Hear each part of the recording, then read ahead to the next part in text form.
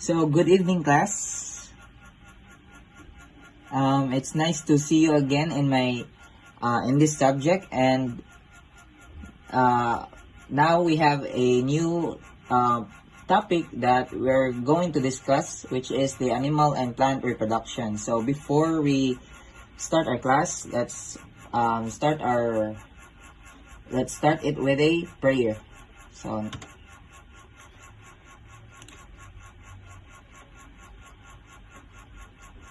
wait a minute.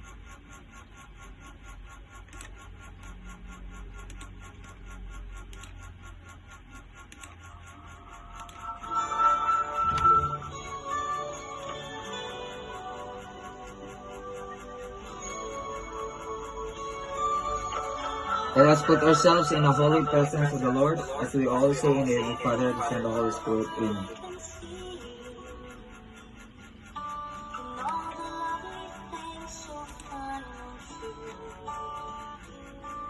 I see you in the beauty of the flowers and the rain. I see you between the lines, all the sweet refrain. So blessed, my Lord, I can see you.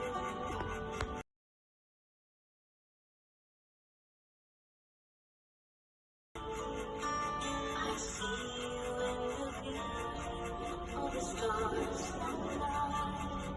I see you in the life I feel alive. I see you, Lord, in sorrow and happiness. I see you in the glory of sweet success. I see you, Lord, in the hour every day. I can see you, Lord, whenever I pray.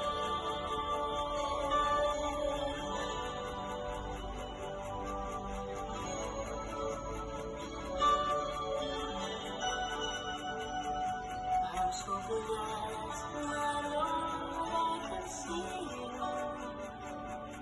In the smile of a baby, sweet and true. I can see you in the eyes of my very best friend. I see you in these bonds, just like a moment never ends. I see you, Lord, in sorrow and happiness. I see you in the glory of sweet success. I see you, Lord, every hour of the day. I can see you, Lord, whenever I pray. I see you, Lord, in sorrow and in happiness. I see you in the glory of sweet success. I see you, Lord, every hour of the day. I can see you, Lord, whenever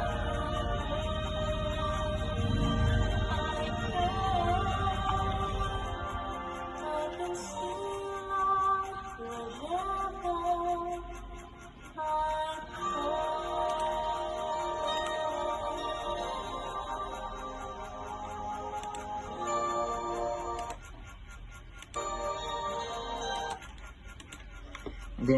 In the name of the Father, the Son, the Holy Spirit. Amen. So, good evening again, class. Thank you for coming here in my subject, and I hope you're excited for our new topic for today, which is the animal and plant reproduction. So, now before we proceed to our exciting topic, let's first have an energizer, which so the mechanics are simple. You just in my energizer, you just have to guess what the scrambled word what this scrambled word in the screen. So Does anyone know what this compound word mean? Okay, so Mr. Antolihaw, what's your answer? This is sexual, sir. Let's see. Okay, sexual. You're correct. So very good. It's sexual. So next is this one. What's this word? Okay, Miss Archiaga, what's your answer? Is it reproduction, sir? Okay. Correct. It's reproduction. So very good. So far so good. So our last compound word for today is okay, Miss let's give a chance to others na. Kita mo ni Therese or Ashley, do you have any answer? Oh, no one. So let's have Mr. Antolijo again. What's the answer? Fertilization. Okay, correct. Fertilization. So as what you can see, our scrambled words are related to our topic for today, which is reproduction. So now let's define what reproduction is. So reproduction is the process by which mature individuals produce offspring. So it's very understandable, no? So reproduction is simply means a process by which an individual or an organism multiply or reproduce. So, and it is an essential characteristics of all living organisms. And here's why, no?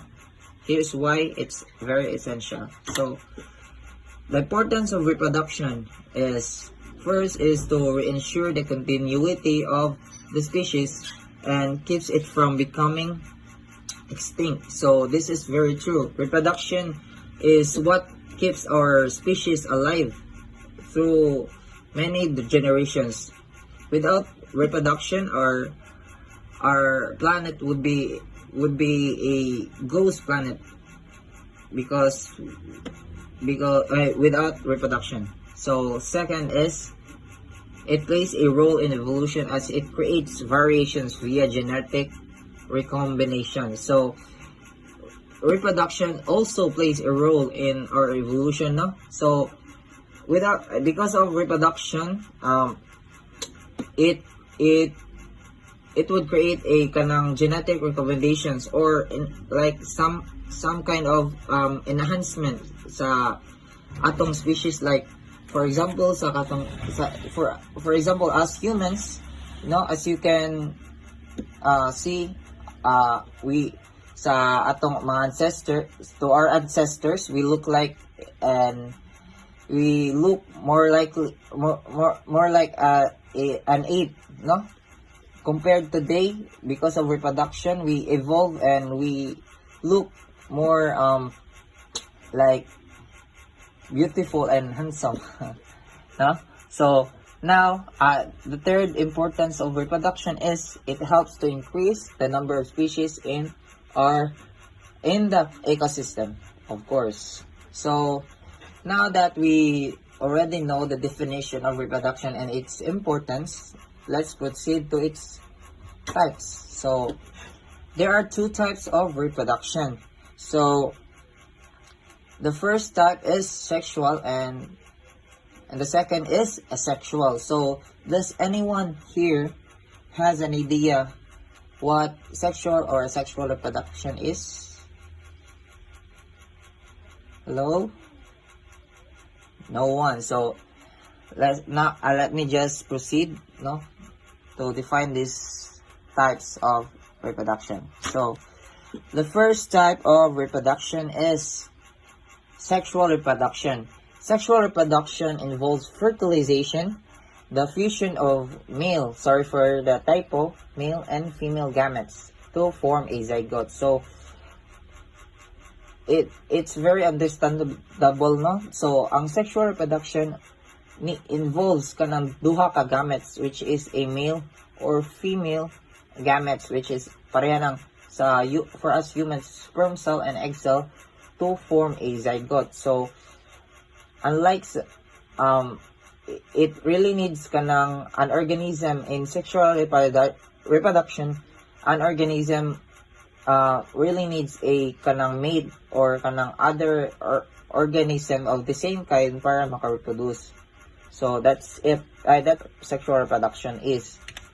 So a sexual reproduction naman does not involve gametes. Instead, parts of mature organisms may develop to new individuals. So mo ni ang asexual reproduction. So unlike sa sexual reproduction na it needs mate or other organisms to reproduce, in asexual reproduction, you don't need other organisms to reproduce. You only need an organism only needs itself, no, para makareproduce. So it's independent sa laing organisms. Like there are a lot of examples of organisms that reproduce asexually, and you will find out it later on. So now before we dig deeper into these types of reproduction, let me introduce to you the two types of cell division first. So there are two types of cell division. So the first one is mitosis and meiosis. And mitosis has a maintenance of chromosome number or diploid, which or also known as diploid, and while meiosis has a reduction or halving of chromosomes or haploids. So ang diploid means, no, kanang is the presence of two complete sets of chromosomes in our organism cells. So sa mitosis, there are diploid nga cells, like ang isa ka cell kay na two complete sets of chromosomes in organism cells, while sa kanang haploid naman, it only contains a single set of chromosomes sa isa ka cell. So that's the difference. So another difference is that in mitosis, it takes place in somatic cells or cells that in the body other than kanang sperm cell or egg cell, other than sa kanang duha ka hormone somatic. It takes place daw sa kanang laing cells sa our body. So ang meiosis naman it occurs in reproductive cells or sa sperm cells, egg cells, or gonads produce kanang mga gametes. So lastly, mitosis has no crossing over or variations, just like what I have said earlier. No crossing over or variations, and while meiosis, crossing over takes place or variation occurs. So that's the differences between mitosis and meiosis. So now let's proceed to our deeper discussion about the two types of reproduction. So the first, asexual reproduction results from mitotic cell division. So muna yung ganina ng mitosis. So ang asexual reproduction di ay kay yung cell division, ang type sa yung cell division is mitosis, which is during asexual reproduction, one cell called the parent cell divides into two identical daughter cells. The new organisms called offspring are genetically identical to the parent. So ang asexual reproduction, no, kay yung cell division, yung type sa cell division is mitosis, which means yung mga offspring yung offspring gikan sa same or sa same parent, no? And it's genetically identical, always genetically identical to the parent. So here are the types of asexual reproduction. So basically there's 4 asexual reproduction, such as binary fission, sporulation, budding, and fragmentation. So let's proceed to binary fission. So in binary fission, a cell splits into 2 new cells of equal size. Each daughter cells grows into a new organism, and it occurs. So ang binary fission, kanang it simply kanang ang isa ka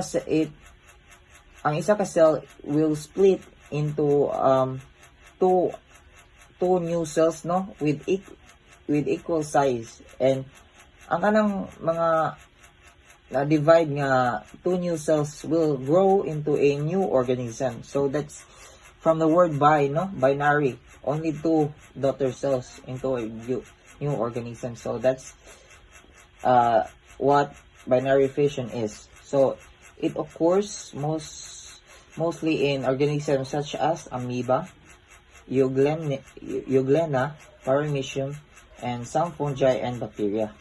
So to further understand what binary fission is, here's an image. So as you can see, there's a parent cell, and it divides into 2 daughter cells, no? 2 new daughter cells, which will form into a new complete organism. So that's all for binary fission. Next is sporulation. So in sporulation, there are formation of spores. Spores are small haploids, and the spores gives rise to new haploid organisms. So from the word sporulation,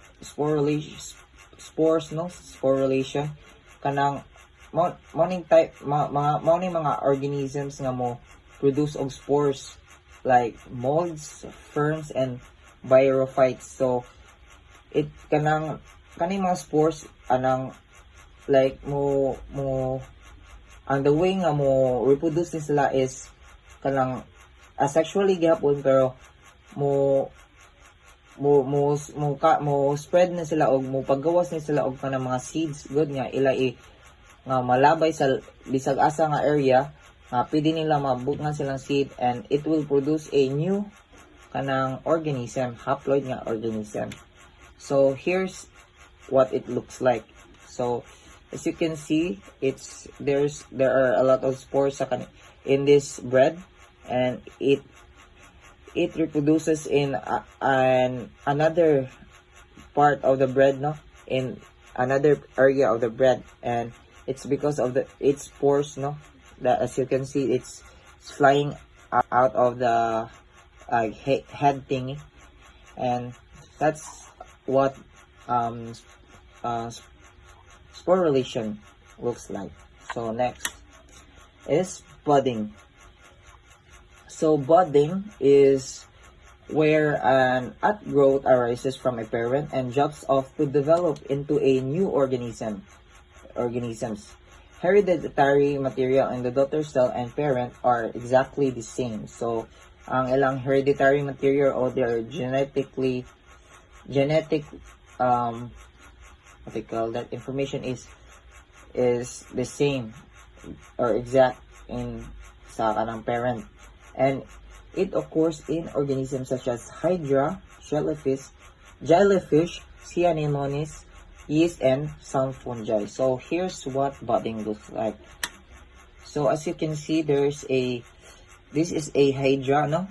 And as you can see in the first stage, there's a tiny bump that grows from its side until it grows as that looks identical to the parent or the adult hydra, until it detaches to the body, and it will form into a new organism. So that's what budding is, no? So next, let's proceed to the last and final type of asexual reproduction, which is the fragmentation. Fragmentation is a multicellular or colonial organisms form of asexual reproduction or cloning in which an organism is split into fragments. So each of these fragments develop into mature, fully grown individuals that are clone of the original organism. So from the word fragment in fragmentation, it simply means that when an organism split into fragments, it will form into a new organism. No? So here's what fragmentation look like to further understand what it is. So here an example of organism that has fragmentation is planaria. As you can see, when it was split into two, it forms into 3 new organisms. So that's what fragmentation is. Unlike binary fission, it only split into 2 new daughter cells. In fragmentation, you can split an organism into many times and it will still grow, or it will kung kapila nimo siya gi-split, ina na pud kadaghan na ang ma-create niya nga new organisms like this one. Example, kung kalimaon nimo siya og hiwa, mo form siya unom new organisms bisag asa ra nga part anang planaria. So that's how kuno kanang choy kay ang fragmentation, like kung siya kanang more siya gikan sa laing planeta na organism ang planaria because of fragmentation. So now that we all know the types of asexual reproduction, let's proceed to its advantages and disadvantages. So the first advantage of asexual reproduction is retention of useful characteristics or genes and traits. Because of kanang usara og parent ang kanang asexual reproduction organisms, no, it will retain or remain ang kanang mga useful characteristics sa offspring niya or sa mga anak niya. So mo na ka advantages sa kuan, and it's kanang identical man sad ang parent o ang offspring mo nang ma-retain yun ang mga useful characteristics. So second advantage is offspring establish faster or shorter life cycle. So since asexual reproduction doesn't need any mate or other organisms para reproduce sila, ang reproduction sa mga asexually nga mo reproduce nga organisms is faster, of course, kay they don't need other species ilang other kinds nila para maka-reproduce, no? Kan dali ra jud kay sila, like pwede ra sa kanusa sila mo reproduce without a mate, maka-reproduce sila. So that's one of the advantages of sexual reproduction. And the third is better chances of survival because of suitable environment. So the disadvantage, let's proceed to our disadvantage. So one of the disadvantage of asexual reproduction is lack of genetic variation. Sorry for the kanang missing word. So manang lack siya, no, as what I have said earlier, like one parent ragid for many offsprings, maura gid siya, it doesn't need a mate, mo nang lack siya of genetic variation ya. Identical pagid ang mga genetic information or hereditary, no, mo nang lack siya of genetic variation. So second is lowered resistance to disease. So most of the organisms who asexually reproduce ay prone kay sa kanang disease or lower kaya lang resistance, dali ra kay sa masakit. And third is loss of hybrid vigor, and fourth is competition for resources due to overcrowding. So as what I have said kanina sa advantages niya, no, dali ra kay siya maka-reproduce faster because it doesn't need a mate mo na. It will cause into overcrowding kay sa kapaspas niya mo reproduce. So that's all. I believe that's all for the reproduction, sexual reproduction. Now let's proceed to sexual reproduction. So sexual reproduction, in sexual reproduction, two individuals produce offspring that have genetic characteristics from both parents. Sexual reproduction introduces new gene combinations in a population through genetic recombination. So, unlike a sexual reproduction needs two individuals to reproduce an offspring. So, an organism needs a mate to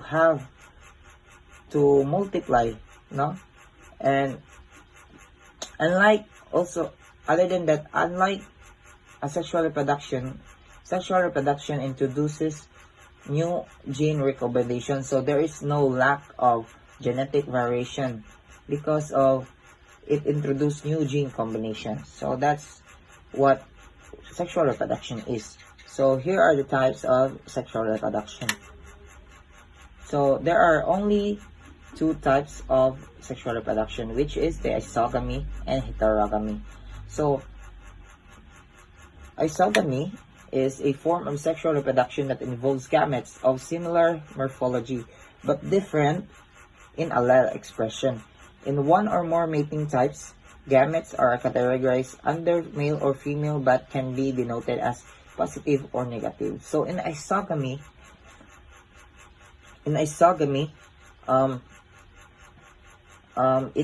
it's still considered as sexual reproduction because it needs two individuals, but it's not necessarily that an organism will mate with the opposite gender. No, it's okay that it has a identical or similar morphology with its mate, no, to reproduce, and the gametes are not categorized as male or female, but rather it is denoted as positive or negative. In all cases, fertilization occurs when gametes of two different mating types fuse to form a zygote. So now, actually there are types of isogamy or isogamous organisms, which is being motile, non-motile, and conjugation. I just forgot to include it in my PowerPoint, and so I apologize for that. So now let's proceed. So isogamous organisms, basically isogamy occurs in the lower classes like fungi, algae, etc.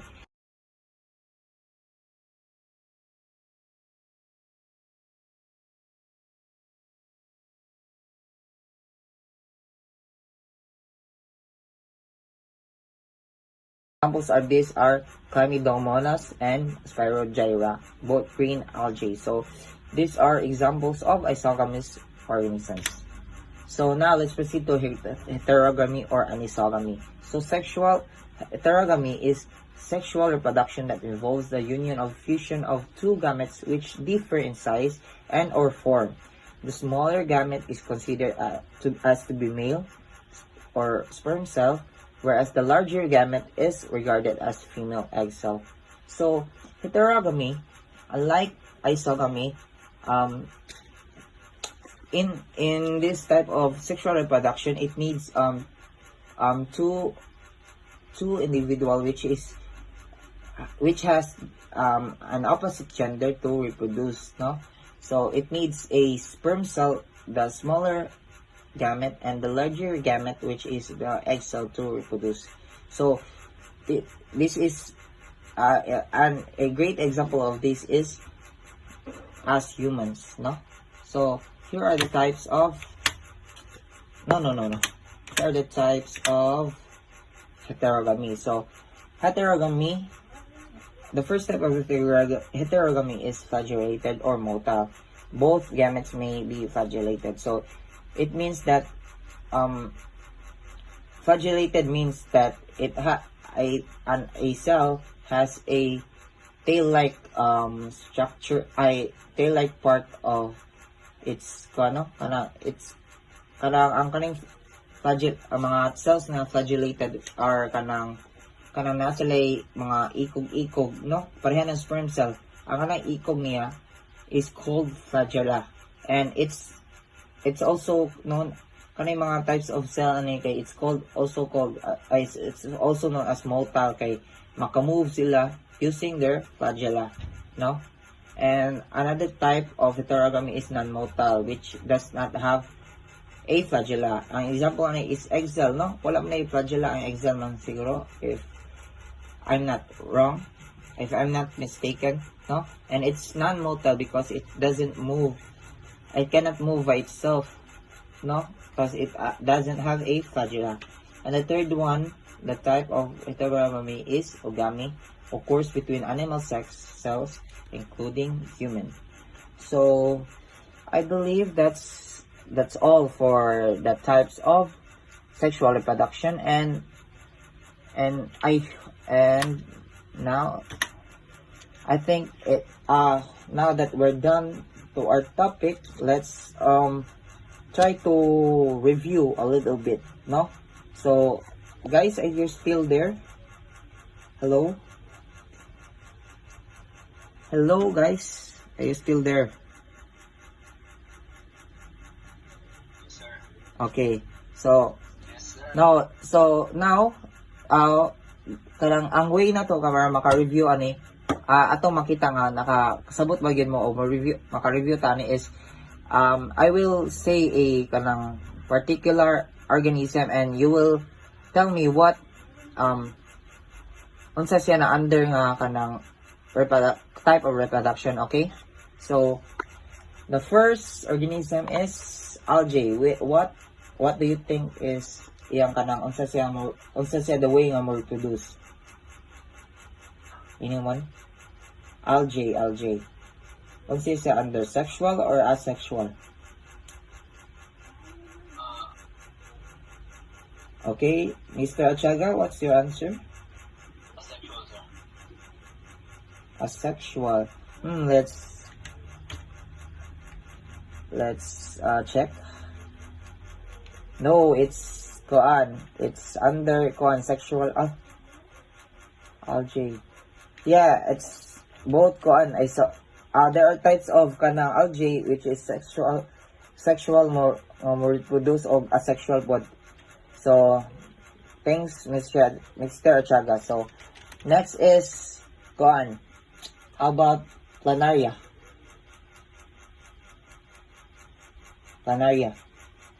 Unsa siya?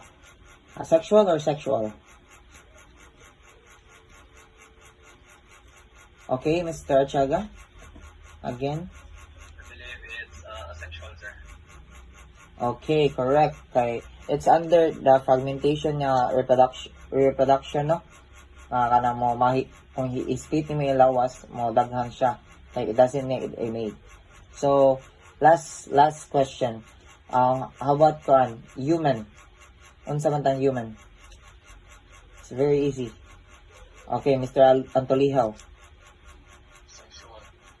Okay, very good. So I believe you have learned a lot, or nakasabot ra mo you understand our topic for today, no? So that's all. Let's proceed to our